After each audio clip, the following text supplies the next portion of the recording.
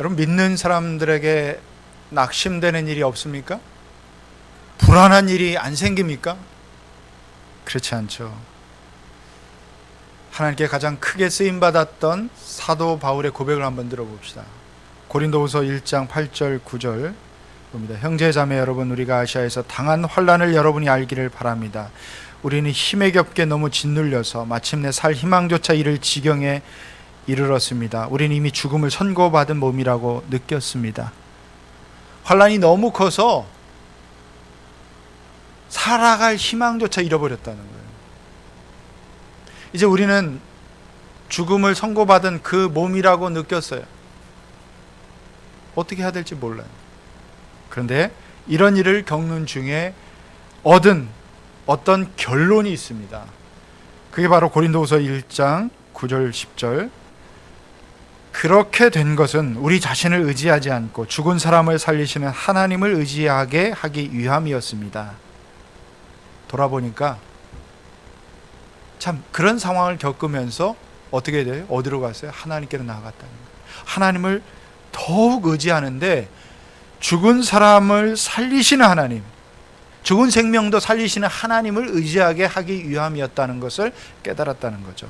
그리고 10절, 하나님께서 이렇게 위험한 죽음의 고비에서 우리를 건져주셨고 지금도 건져주십니다. 과거에도 건져주셨어요. 오늘은 안 건져주십니까? 그렇지 않아요. 오늘도 우리를 그곳에서 건져주실 하나님, 또 앞으로도 건져주시라는 희망을 우리는 어디에 두었습니까? 하나님께 두었다고 고백합니다. 사람에게 두지 않았어요. 환경에 두지 않았어요. 먼저 하나님께 두었다, 이렇게 고백합니다. 우리 한순간의 어려움도 그냥 여기서 벗어나야지 이렇게만 해서는 안 됩니다. 우리가 미래를 생각하면서 미래를 대비하는 이 모습은 지금의 겪고 있는 일에서 얼마나 하나님을 경험하고 있느냐 하는 것이, 그것에 따라 우리의 미래 모습이 달라져요. 오늘의 모습도 달라집니다. 우리가 어떤 지금 겪고 있는 어려움, 지금 겪고 있는 영적 침체를 통해서 하나님을 경험하고 그 하나님을 알게 된 것이 이 현재에서 우리가 남길 수 있는 가장 값 있는 흔적이에요. 어려움을 겪고 있어요. 고난의 어떤 글들이 있어요. 그런데 그것이 아무 의미가 없이 지나가 버리면 안 돼요. 오늘 그것 속에서 가장 어떻게 보면 고난을 겪으면 고난의 흔적을 통해서 하나님을 발견하고 하나님과 더 가까이 하고 하나님의 살아계심, 우리를 건져주시는 하나님, 우리의 얼굴을 도우시는 그 하나님을 경험할 수 있다는 거예요. 그게 값진 고난의 의미예요. 우리가 살아가는 모든 것에서 의미 없이 이루어지는 일은 하나도 없습니다. 우리가 겪고 있는 어떤 사건, 우리의 상황 속에서 하나님이 이 상황들을 통해서 우리를 하나님을 더욱더 경험하게 할 수 있는 기회가 되기도 합니다. 우리 신앙인들이 가장 직면하는 가장 큰 도전은 뭐냐면, 이 세상이, 사람들이 하나님의 존재를 물어보는 거예요. 내 하나님은 어디 있냐는 거예요. 내 하나님을 좀 증명해보라는 거죠. 이게 이런 존재 자체의 질문을 받을 때 굉장히 당황스럽고 어렵습니다. 우리 삶을 그렇게 흔들어버리는 이 도전, 이만큼, 이런 질문만큼 그런 게 없어요. 내 하나님 어디냐, 살아계시면 좀 보여달라는 거예요. 너의 지금 상황이 어떤데, 네 꼴을 봐라, 네 상황이 지금, 너 하나님 어디 있냔 말이에요. 이렇게 사람들이 비웃고 이렇게 사람들이 질문할 때 우리가 그 하나님이 어디 있는지를 보여야 되는데, 내 속에 하나님이 없어요. 내 속에 하나님 느껴지지 않아요. 나는 깊은 영적 침체에 빠져 있어요. 상황 때문에 막 물러가 있고 너무 힘들어요. 그럴 때 이런 질문을 받을 때 우리는 대답할 말이 있습니까? 무엇이라고 대답할 수 있겠어요? 대답할 수가 없는 그런 상황이 될 수도 있어요. 오늘 시편 본문 42편 3절에 보면, 사람들은 날이면 날마다 나를 보고 너의 하나님이 어디 있느냐 하고 비웃으니 밤낮으로 흘리는 눈물이 나의 음식이 되었구나. 너무 힘들어요.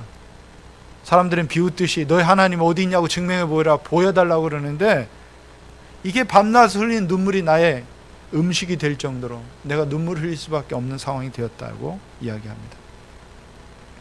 만약 우리에게 이런 도전이 있게 된다면 우리는 하나님이 어디 계신다고 어떻게 대답할 수 있겠습니까? 믿지 않는 사람들이 하나님은 어디 있느냐 있으면 좀 보여달라 이렇게 이야기하죠. 너 하나님, 너 상황을 봐라 말이야. 눈에도 안 보이는 그 하나님을 어떻게 믿으라나 이렇게 할 때에 어떻게 응답하시겠습니까? 예수님 십자가에 달리실 때도 사람들이 그렇게 조롱했어요. 천사들을 보내서 그 십자가에서 내려와 봐라, 하나님의 아들임을 증명해 보라 이렇게 조롱하죠. 어떻게 증명했습니까? 내려왔습니까? 그렇지 않아요.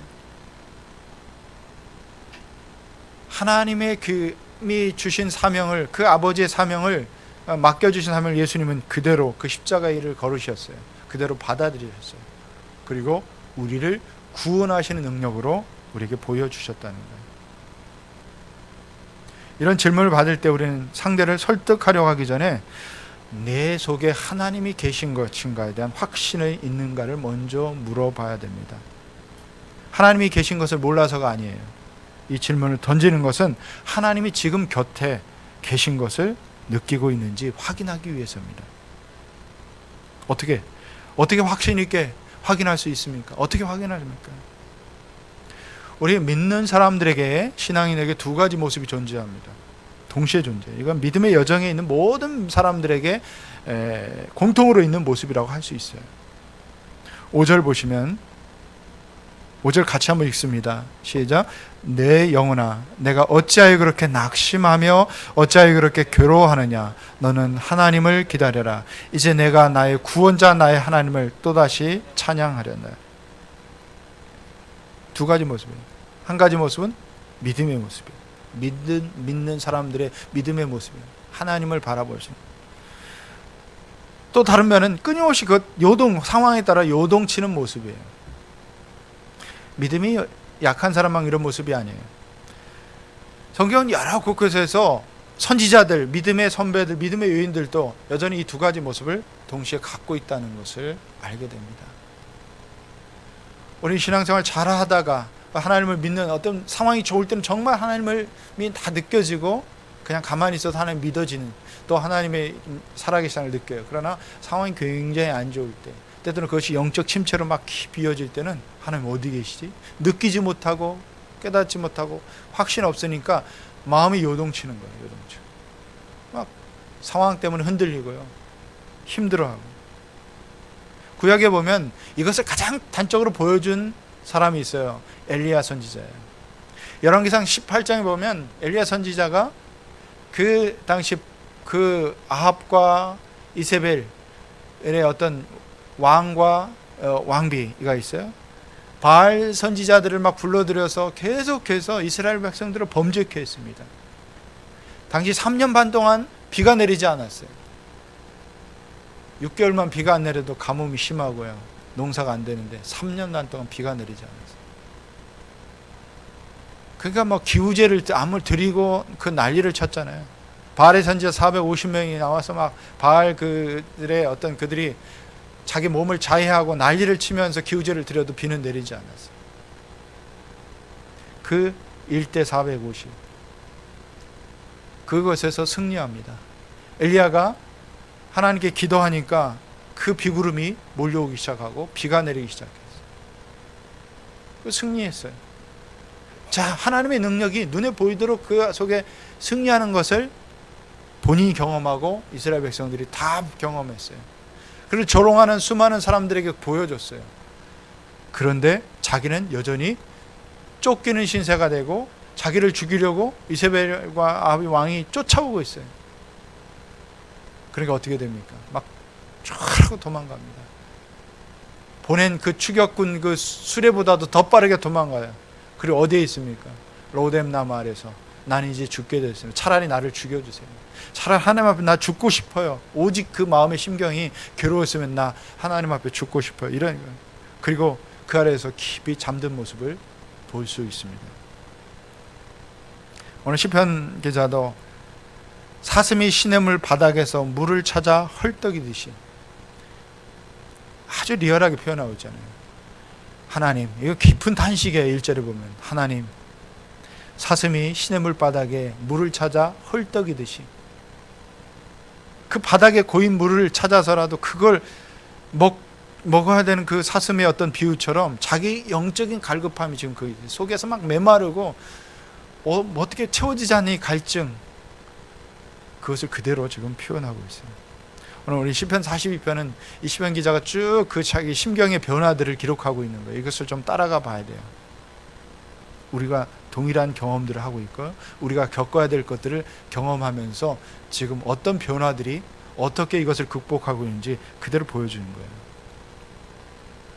자, 하나님과 교제가 없었던 사람이 아니에요. 하나님과 깊은 교제가 있었고 너무나 하나님을 정말 찬양하고, 4절을 보면 기쁜 감사의 노래소리와 축제의 함성과 함께 내가 무리들을 하나님의 집으로 인도하면서 그 장막으로 들어가고 했던 일을 지금 내가 기억하고 내 가슴 미어지는구나. 과거에는 영적 지도자였어요. 사람들을 하나님의 성전으로 하나님의 집으로 막 인도하고, 거기에는 어떻게 기쁜 감사의 노래와 축제의 함성, 막 그런 예배에 참여하면서 사람들을 그렇게 인도하는 그런 영적인 지도자였어요. 근데 지금 어떻습니까? 너무나 깊은 침체에 빠졌어요. 상황 때문에. 이게 뭐지? 하고 사람들은 자기를 보면서 조롱하며 네 하나님이 어디 있냐 말이야. 좀 보여달라는 거야. 근데 네 꼴을 봐라. 이게 뭐냐는 거야. 병들어 있을 수도 있어요. 아니면 정말 뭔가 쫄딱 망했을 수도 있습니다. 뭔가 상황이 정말 좋지 않은 상황에 처해 있을 수도 있어요. 어떤 상황인지 모릅니다.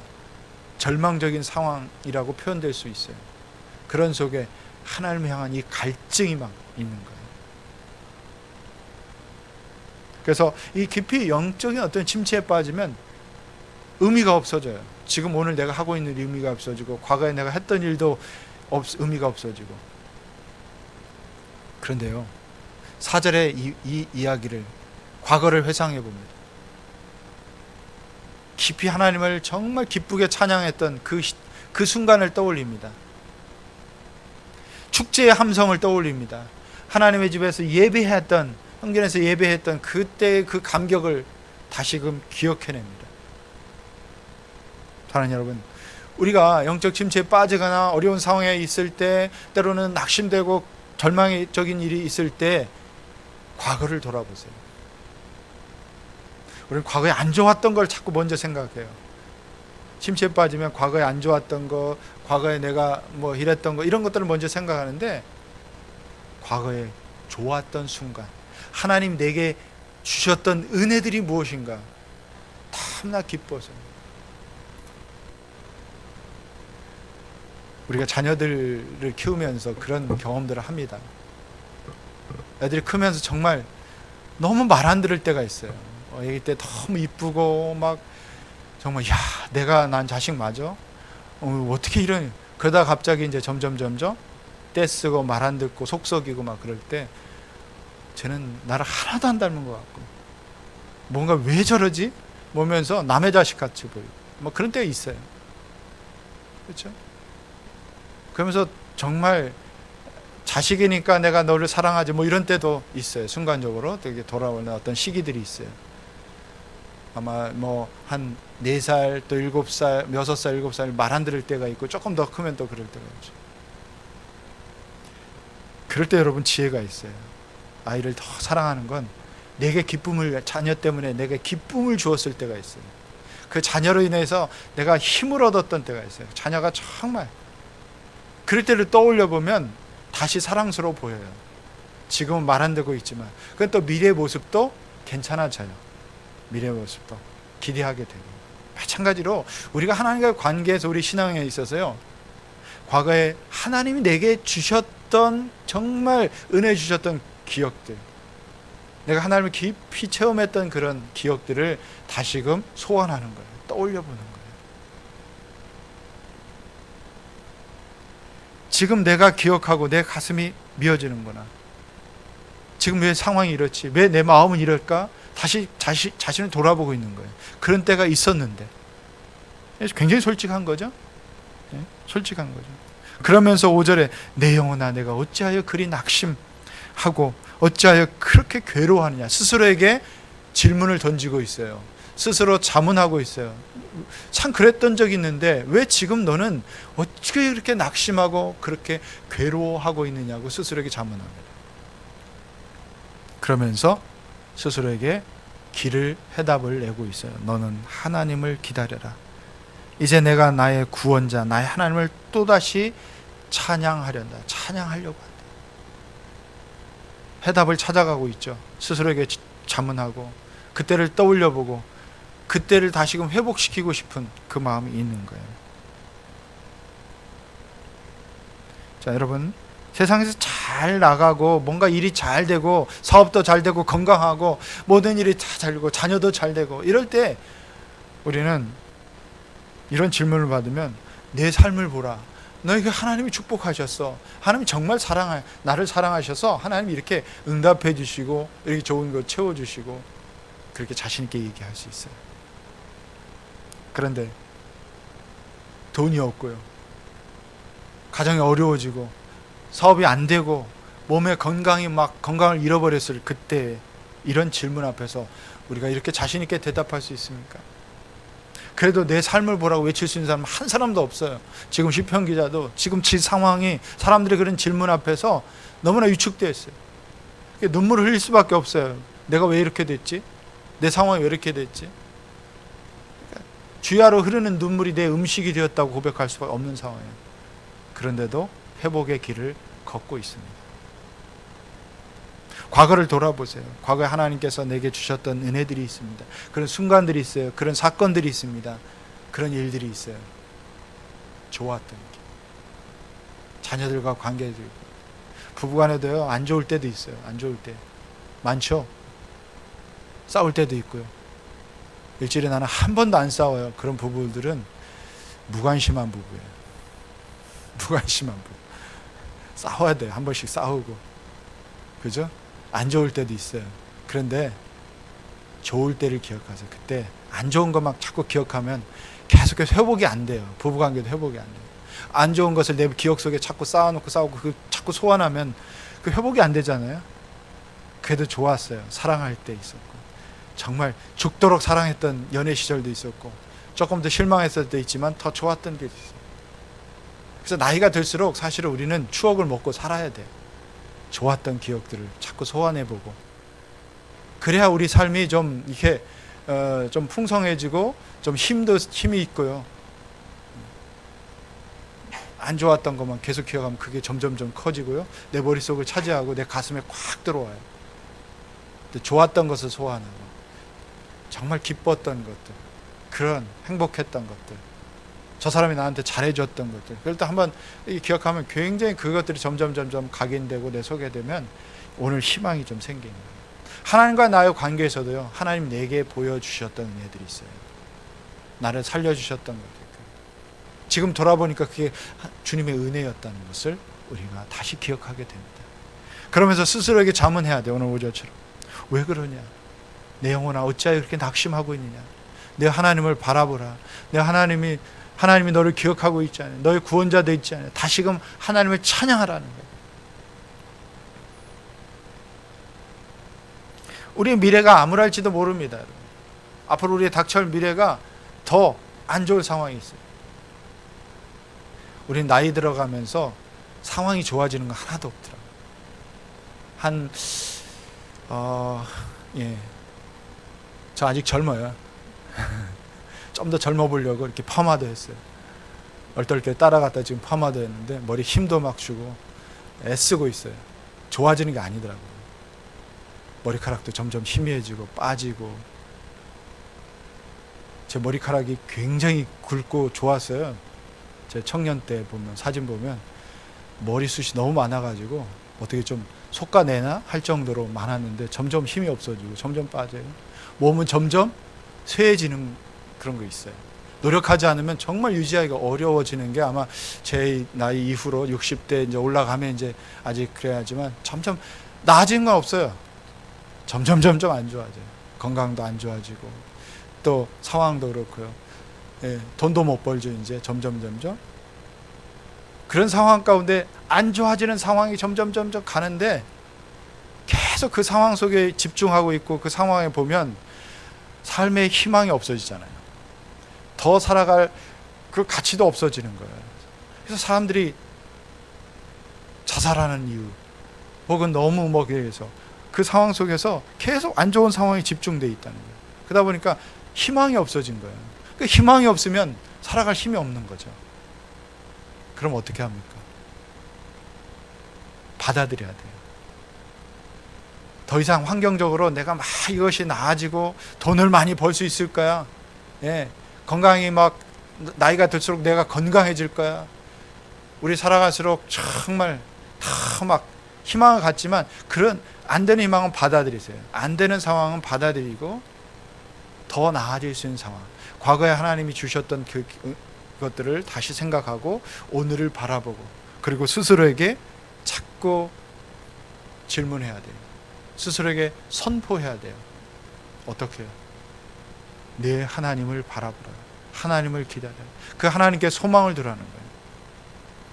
그래서 나이가 들면서 우리가 가져야 될 큰 소망은, 내가 나이 들어가는 것이 절망적인 것이 아니라 하나님을 만날 수 있고 영원한 그 하나님의 나라에 갈 수 있다는 그 소망을 갖는 거예요. 나이 들어가는 것을 두려워하지 않기로 했어요. 왜? 우리는 영원한 그 하나님을 만날 수 있고요, 그 하나님의 그과의 그 더욱더 친밀한 속에 우리가 들어갈 수 있다는 사실입니다. 또 우리 속에 지금 영적인 침체가 계속되고 안 좋은 상황이 있을지라도 오늘 과거의 내 삶을 돌아보면서 그 좋았던 기억들을 다시 소환하고, 그리고 스스로에게 하나님을 바라볼 수 있고 다시 그 자리로 나아갈 수 있는 거예요. 자, 여러분, 성경은 하나님께서 값없이 은혜를 베푸실 때 얼굴을 비춘다는 표현을 많이 합니다. 내 힘으로 뭔가를 해결하려고 했을 때 계속 깊은 절망에 많이 빠져요. 우리는 그런 힘이 사실 있는 게 아니에요. 누군가의 도움이 필요하고요. 그리고 생명의 근원 되신, 힘을 주시는 그 하나님께로 우리가 다시 나아가야 된다는 거예요. 그래서 6절 보십시다. 오늘 시편 기자가 하나님의 얼굴을 비춘 그 얼굴을 찾아가는 여정을 따라 우리도 한번 가봅시다. 그 낭망함 속에서 하나님을 기억하는데요. 6절 보십시오. 내 영혼이 너무 낙심하였지만 요단 땅과 헤르몬과 미살 산에서 주님만을 그래도 생각할 뿐입니다.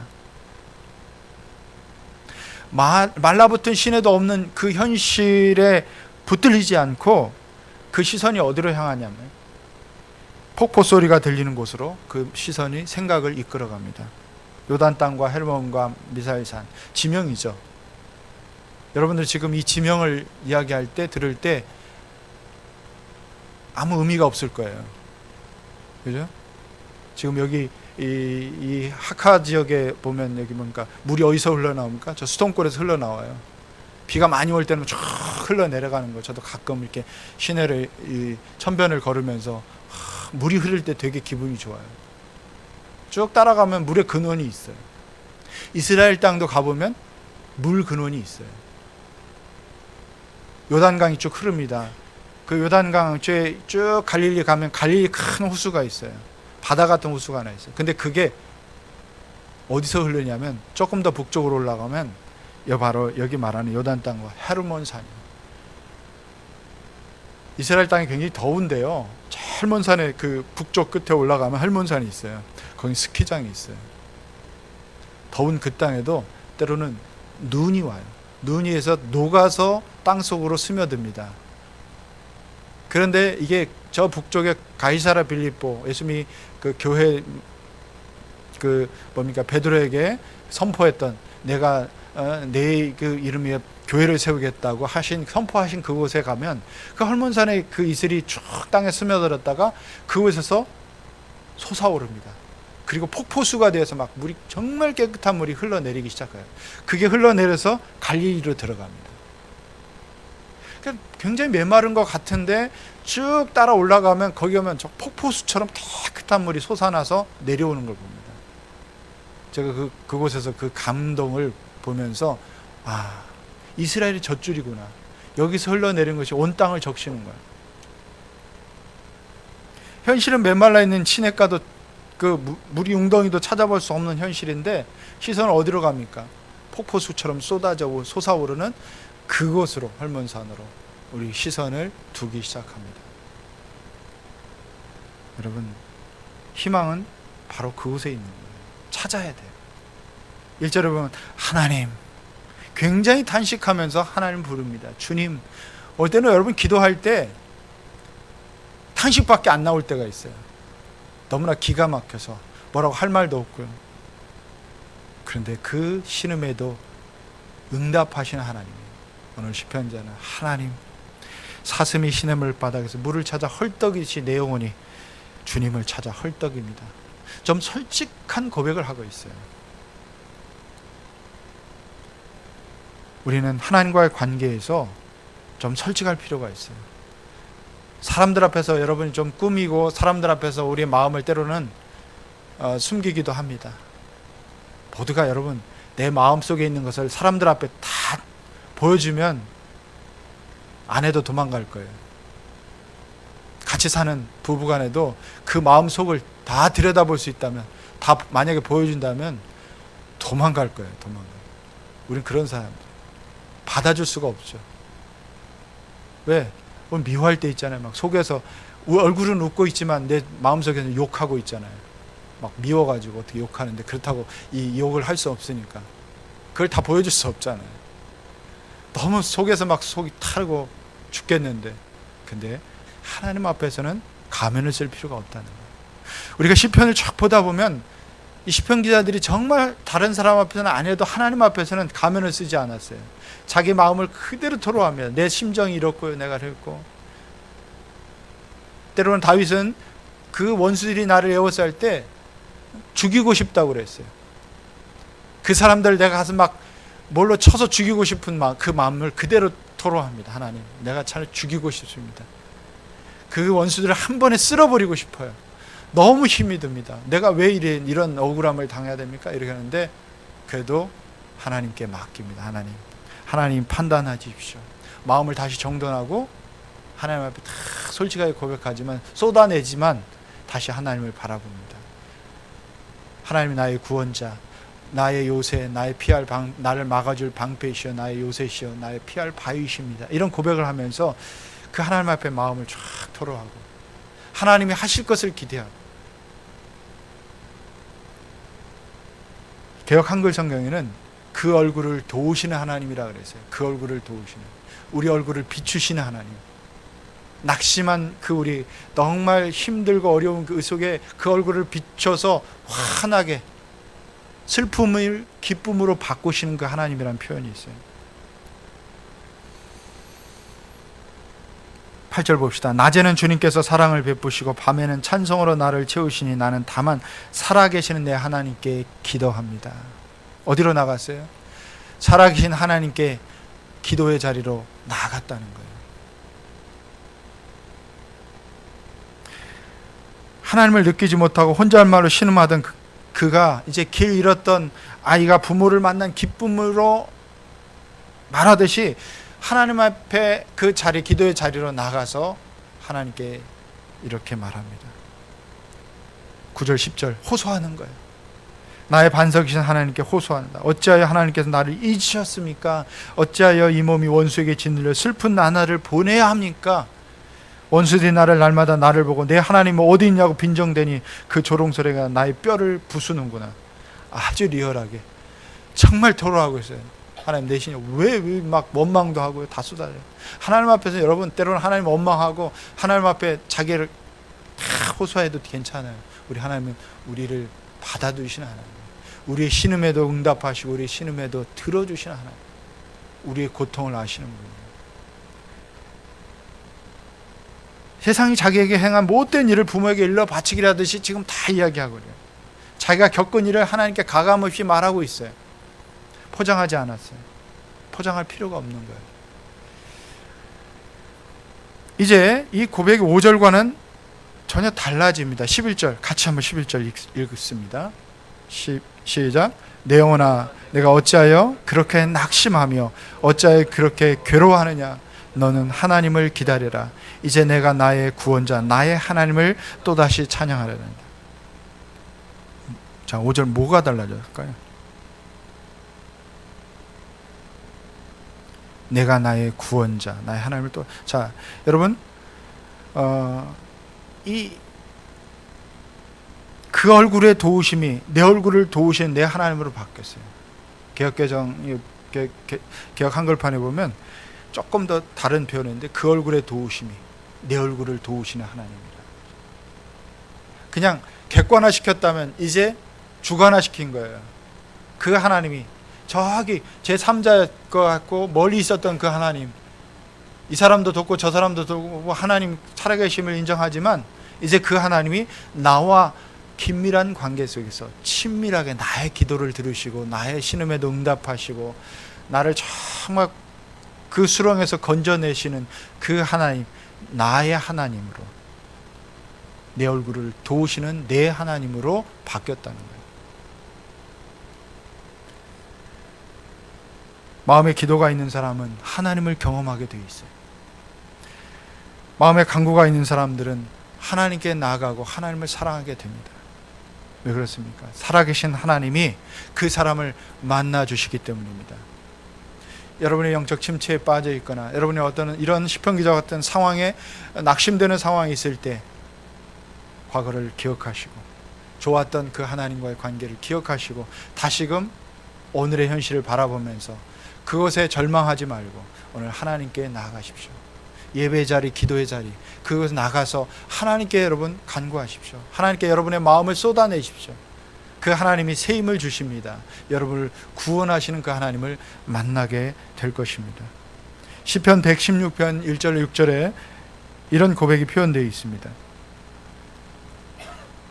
주님께서 나의 간구를 들어주시기에 내가 주님을 사랑합니다. 나에게 귀를 기울여 주시니 내가 평생도록 기도하겠습니다. 죽음의 올가미가 나를 얽어매고 소울의 고통이 나를 엄습하여서 고난과 고통이 나를 덮쳐올 때 나는 주님의 이름을 부르며 주님 간구합니다. 이 목숨을 구하여 주십시오 하였습니다. 주님은 은혜로우시며 의로우시며 우리 하나님은 궁일이 많으신 분이시다. 주님은 순박한 사람을 지켜주신다. 내가 가련하게 되었을 때 나를 구원하여 주셨다. 자기에게 말하는 것을 그치고 하나님과 대화하며 말할 때 이제 그의 눈에는 뭐가 들어옵니까? 구원의 하나님이 들어오십니다. 내 하나님이 어디 있냐고 받는 세상을 향해서 어떻게 반응해야 될지 해답을 발견합니다. 그것은 하나님께서 직접 대답해 주실 것을 기도하는 거예요. 자, 시편 43편으로 넘어가 봅니다. 1절 같이 읽습니다. 하나님, 나를 변호하여 주십시오. 비정한 무리를 고발하는 내 송사를 변호하여 주십시오. 거짓을 일삼는 저 악한 사람들에게서 나를 구해 주십시오. 그리고 3절에 주의 힘으로 내 안에 지속적으로 거할 수 있기를 기도합니다. 그럴 수 있는 최선의 길이 무엇입니까? 3절 보시죠. 43편 3절 또 읽습니다. 주님의 빛과 주님의 진리를 나에게 보내주시어 나의 길잡이가 되게 하시고 주님의 거룩한 산, 주님이 계시는 그 장막으로 나를 데려가게 해 주십시오. 우리는 주님의 말씀, 주님의 인도하심을 받을 때 잠시 모면하기 위해서 그것을 취하지 말아야 돼요. 주의 말씀을 바라볼 때 그것은 영원한 세상을 보여주는 그런 진리의 말씀이라는 것을 우리가 알아야 됩니다. 우리 잠깐 머물러 있는 이 순간을 자꾸 시선을 멈춰서는 안 돼요. 거기에 우리 시선을 거기만 제한시켜서는 안 돼요. 하나님의 말씀을 읽을 때, 하나님의 말씀을 들을 때, 하나님께로 나아가 기도할 때 우리의 시야를 좀 순간에서 영혼으로 바꿔줘야 돼요. 하나님 보시는 그 영원한 세계, 영원한 나라, 하나님이 주시는 그 풍성함들을 여러분이 묵상하고 그 시야를 그것을 향해 가야 된다는 거예요. 오늘 또 주님의 얼굴을 보여달라는 끊임없는 도전 속에 우리가 살고 있어요. 하나님을 증명하라는 것에 받는 수많은 도전들을 우리가 직면하고 있어요. 그런 속에서 나도 주님의 얼굴을 잊어버릴 수가 있어요. 주님의 얼굴을 바라보지 않을 수가 있어요. 그럴 때 계속해서 찾아오는 영적 침체와 낙심과 그 상황 속에 우리가 헤어나지 못할 때가 있습니다. 그런데요, 혼자만 목마른 게 아니에요. 혼자만 이런 상황을 겪는 게 아니에요. 우리 옆에 동일하게 우리 형제 자매들이 또 어려움 속에 함께 있는 거예요. 우리는 서로를 위로하고 서로를 격려하도록 부르심 받았어요. 여러분 목장에서 또 여러분 우리 교회 안에서 우리는 서로를 위로하십시오. 서로에게 하나님의 축복을 빌어주십시오. 그것이 때로는 우리를 새롭게 회복시키는, 우리를 새롭게 하시는 하나님의 은혜의 통로가 된다는 사실을 기억해야 됩니다. 물론 하나님께 나가야 돼요. 기도의 자리, 예배 자리에 나가서 하나님을 만나야 되고요. 또 우리 서로에게 격려해주고 서로 위로해주고 서로를 세워주는 그 속에서 우리가 새롭게 회복되고 하나님 원하시는 그것으로 나아갈 수 있게 된다는 것입니다. 하나님 이스라엘 백성들에게 날마다 축복할 내용을 이렇게 가르쳐 주셨습니다.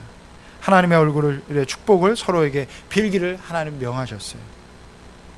지금 이 시간 기도하는 마음으로 또 축복하는 마음으로 이 말씀을 우리 서로에게, 여러분의 또 배우자에게, 자녀들에게 읽어주고 축복을 해주시기 바랍니다. 민수기 6장 23절 26절입니다. 같이 우리 축복하며 함께 이 말씀을 읽습니다. 너는 아론과 그 아들들에게 말하여라. 그들이 이스라엘 자손에게 복을 빌 때는 다음과 같이 빌라고 해라. 주님께서 당신들에게 복을 주시고 당신들을 지켜주시며 주님께서 당신들을 밝은 얼굴로 대하시고 당신들에게 은혜를 베푸시며 주님께서 당신들을 고이 보시어서 당신들에게 평화를 주시기를 빕니다. 낙심할지라도, 낙심될 때라도 나의 얼굴을 도우시는 그 하나님, 그 하나님이 나의 하나님이 되심을 기억하시고 다시 새 먹기를 주님의 이름으로 축원합니다. 기도합시다.